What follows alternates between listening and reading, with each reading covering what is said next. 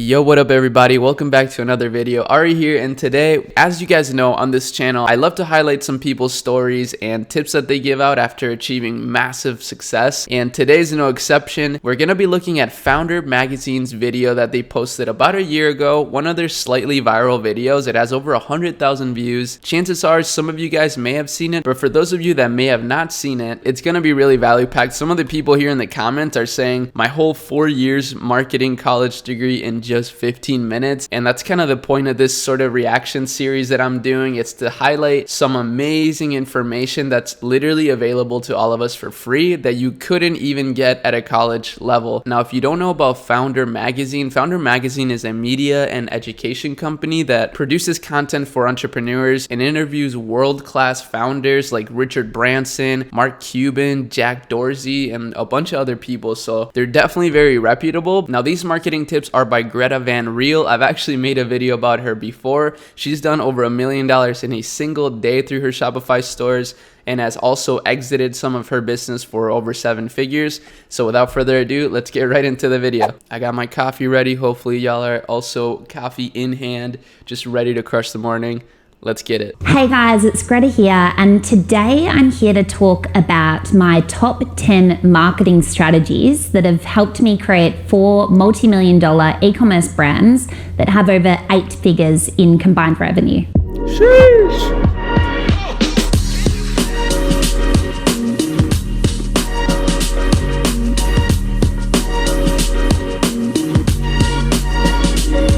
So my number one tip is to focus on organic social. And the good part about this is that this is free marketing. So I've built all of my brands as social first brands. We've always started with Instagram marketing. So that's a great place to start to build a community and an audience around your product, either before you've launched or as soon as possible after. When it comes to organic social, I often talk about my 3 C's of community. So there's content, collaboration, and consistency. When it comes to content, my number one tip would be to recreate your top performing content. So jump into your analytics if you're on a business account. If you're not, you can easily convert across. Jump in there, have a look at your top performing content, because that is the type of content that your audience wants to see and engages with the most. Simply recreate it to focus on that more and more. That's actually a really good point. It's kind of like goes along the lines of work smarter, not harder. If you already know what works, just do more of that. Honestly, I think a lot of people don't do that enough, and they always try to be so original, which isn't a bad thing, but it is a lot harder to actually get really consistent and good results. Once you find something that works, double down on it, right? A lot of people give that tip, and I do think it's true as well. My second C is collaboration. So that might be collaborating with influencers or other pages or brands in your category. They don't necessarily need to be competitors, but just similar category brands. So for Drop Bottle, that might be a hydration mix, because we don't do one yet. So it's brands that are also helping solve the same problem as you. And the focus with collaboration is that you use this as your core growth lever on social. So you're basically being able to leverage their pre-existing audience to help grow your own. And then the third C is consistency. So that's not only important so that you're establishing front of mind recognition for your brand through repetition, but it's also really important because the algorithm on social media favors consistency. It favors the frequency in which you post. So if you post twice a week and your post is seen by 100 people each time, that your weekly reach is 200. But if you're posting 7 times a week, that's 700. So it's just an easy win. So my second tip is to build a waitlist or email list as soon as possible. This might be if you're pre-launch, or it might be if you've already got a brand. If you are not focusing on email, that is just some really low-hanging fruit for you. Email accounts for around 30 to 40% of the revenue of my brand. So a really good way to begin building your email list is to have a on website pop-up. So you want that pop-up to incentivize people to sign up to your email list. You can use tools like Just Uno or Sumo Me to be able to create a content unlock or discount unlock pop-up. So that might be enter your email to download our free ebook, enter your email to download our free challenge, enter your email for $5 off your purchase or 10% off your purchase. It really depends on what you're able to offer. It might be a free gift, for example. So start to capture emails today, because my third tip is going to be to start doing email blast outs. So you should be emailing your list at least one time a week to stay front of mind and to be able to keep your list health up. So your list health really determines the deliverability of your emails into people's inbox. We don't want to be going into spam. We want to be going straight into their inbox to get as much exposure as possible, because again, email, outside of what you're paying for hosting through your platform, that might be MailChimp or Klaviyo, it's basically a free marketing tactic. So we basically want to be emailing that list at least once a week, and we want to have some automated flows set up as well. So some of the baseline sequences that we always have set up is a welcome sequence. Your welcome email gets around 50% open rate, which is around 20 to 30% above industry standards. So we definitely always want a welcome email. And you want to have a sequence in place of those welcome emails to try to convert as many new email subscribers as possible into customers. The next one that we... Yo, sorry, I gotta pause this real quick. I actually just did an interview with one of my good friends, Jonathan Zamora, and he has an email marketing agency, and these are a lot of the things that he was telling me. Let me know in the comments if you want me to have him back to talk about specific email stuff. Of course, make sure you check out his channel. He has a ton of content on there, but it would be cool to bring him in again to just talk about more email stuff. He's actually doing a whole email marketing section for NetSphere, which is so amazing, but that's besides the point. Let me know in the comments if you guys want Jonathan back to talk about some email value. I think that would be really cool. Always have set up is our abandoned cart emails. And another sequence that you could have set up is a product sequence that educates people on your top products, top sellers, some of the benefits of those. So there are 3 email sequences that you should have set up from the get-go. So my fourth tip is all about increasing your average order value and your customer lifetime value. So these are 2 of the metrics that you really want to focus on in your e-commerce stores, but we'll be chatting on those a little later. So what you want to do is focus on upsells, cross-sells, and bundles. So an upsell is when somebody is looking to purchase your product, being able to sell them more of that same product. So it might be, okay, they were going to buy 1 drop bottle. Now they can, see our friends pack, which is 2 drop bottles, or our family pack, which is 4 drop bottles. They're also our bundles, which we'll get to in a sec. But it's basically getting people to buy more than they were already going to by discounting them to buy more. A cross-sell is more so, I spoke earlier a little bit on a hydration mix, for example. That'd be a great complementary product with drop bottle because it is in line with our core offering, which is helping people stay hydrated. So it would be another way to kind of solve that problem. So if we added a hydration mix, that would be a great cross-sell for our product.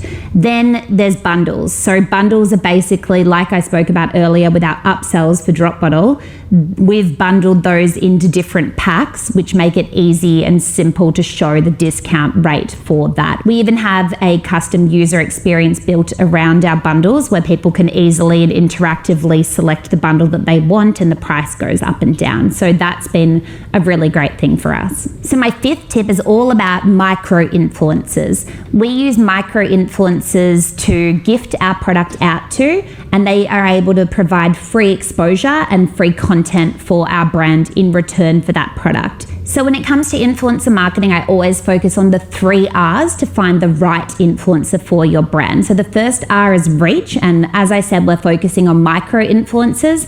The reason we're focusing on micro influencers, they have very powerful, engaged niche communities that are often a lot more focused toward a niche than just a general broader community, which is often the case with more macro influencers.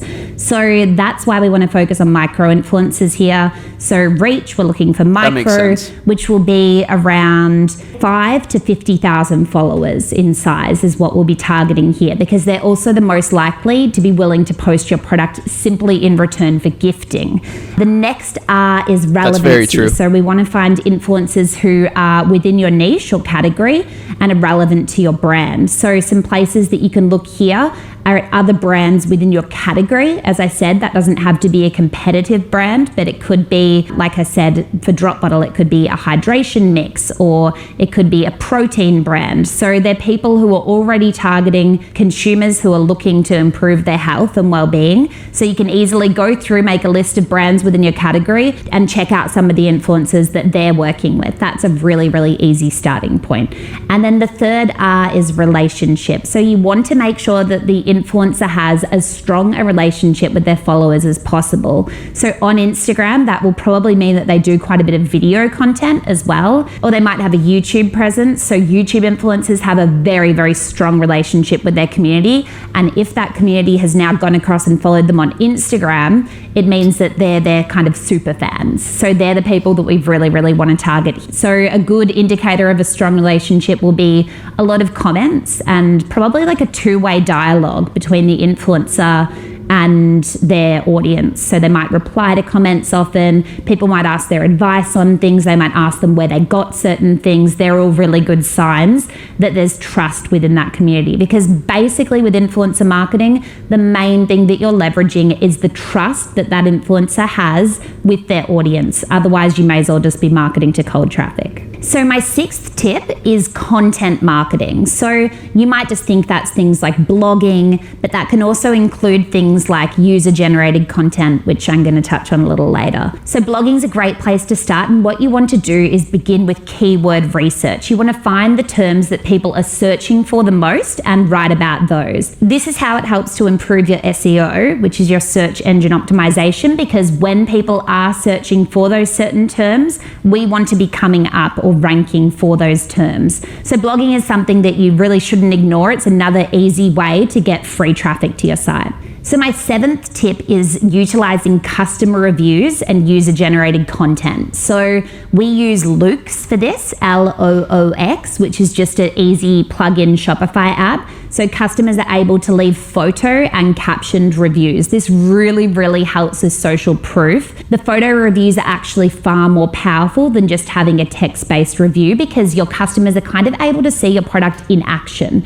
So it's a lot more realistic, because a lot of the time in e-commerce, you're not just selling a product, you're selling an experience. And this way your customers are able to kind of experience your product through other people, through their peers who are also purchasing your product. So that Wow, that's probably one of the best tips I think you could get, not only out of this video, but just in general. When it comes to e-commerce, you're just selling a product, you're selling an experience. That goes along with when people say, don't sell the features, sell the benefits. That's kind of the same thing. And through reviews, that's a really easy way to be able to sell the experience without really doing much, because if you're putting an effort into trying to get reviews, you'll get reviews organically, especially if you actually have a really cool brand, and that will make it way easier to sell the experience. That's a really good tip. That is amazing social proof. Social proof, again, just helps to build trust in the same sort of way that influencers do. Influencers are more so word of mouth or social proof at scale because they've got a larger audience, but a lot of the time the trust is even stronger when it comes to utilizing your own customers. So make sure you collect as many reviews as possible. You might want to have an email sequence that is a post-purchase sequence that asks after they've purchased your product, a certain amount of time after,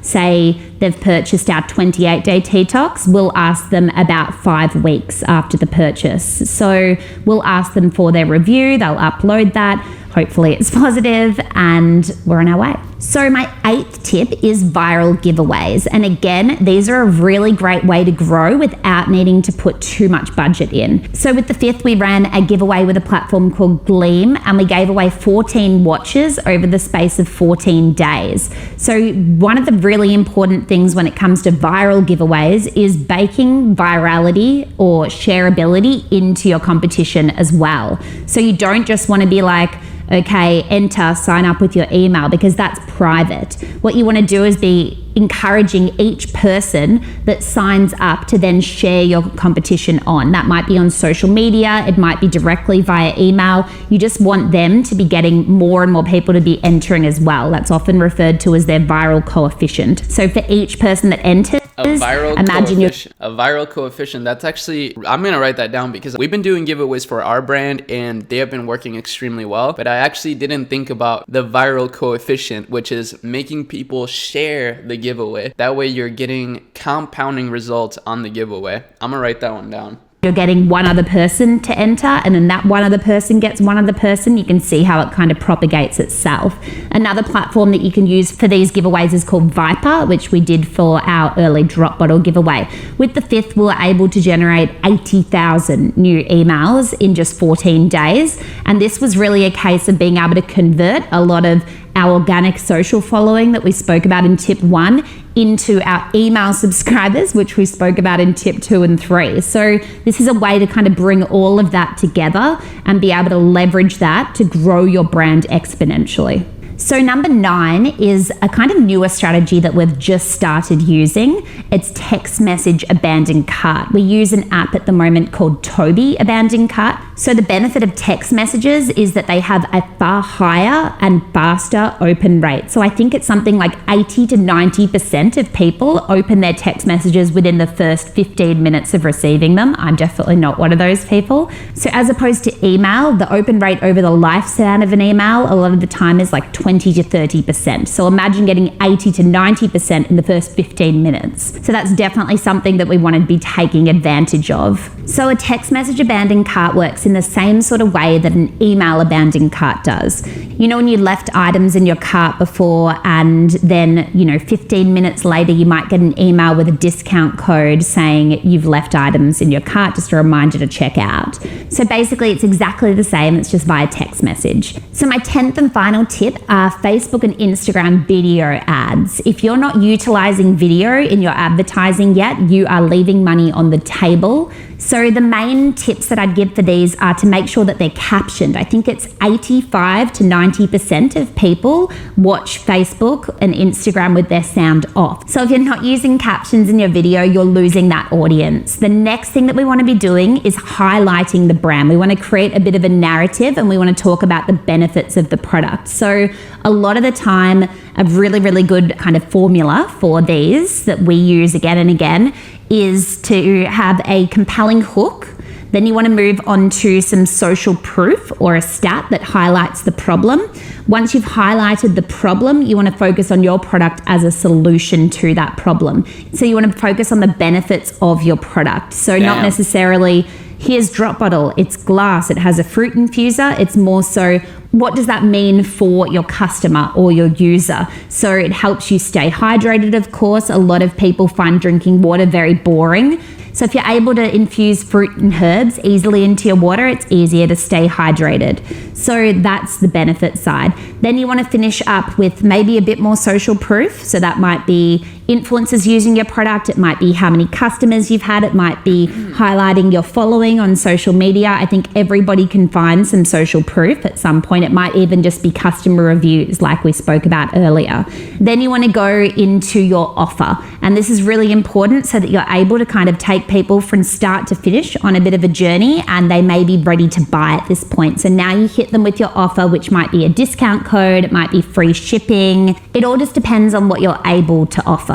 So make your offer as compelling as possible. So those are my top 10 e-commerce marketing tips.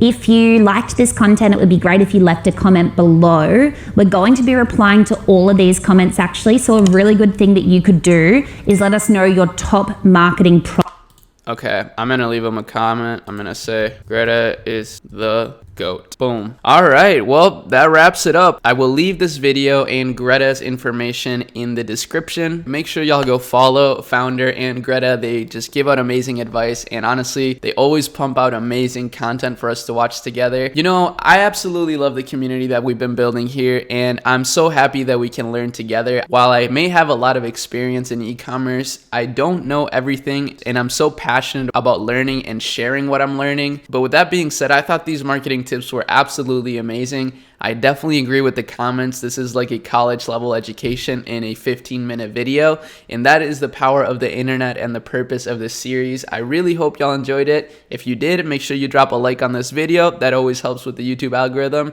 and make sure that you subscribe with notifications on so that you don't miss any of my videos or any of the live streams, because we've been doing these sorts of things live. And I think on my next stream I might actually design Shopify stores live with you guys. Like maybe if you send me your Shopify store and I think it's really ugly, maybe I'll redesign it and make it better. I don't know, I think that could be fun. I absolutely love branding. It's actually really fun. It's almost like art. But with that said, I hope you have an amazing rest of your day, and I will see you in the next video. Peace.